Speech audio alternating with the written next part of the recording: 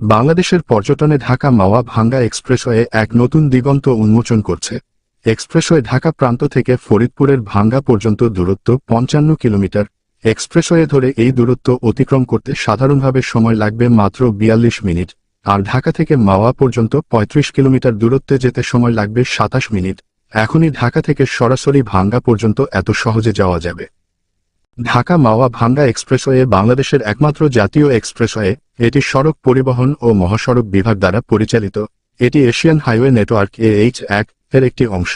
এই 6 লেনের এক্সপ্রেসওয়েতে 2টি সার্ভিস লেন, 5টি ফ্লাইওভার, 19টি আন্ডারপাস, 2টি ইন্টারচেঞ্জ, 4টি রেলওয়ে ওভারব্রিজ, 4টি বড় সেতু, 25টি ছোট সেতু এবং 54টি কালভার্ট রয়েছে। 55 কিলোমিটার এক্সপ্রেসওয়েতে 5টি ফ্লাইওভার রয়েছে। এর মধ্যে একটি 2.3 kilometre Kadamtali Babubazar link road flyover. অন্য 4টি ফ্লাইওভার হল আব্দুল্লাহপুর,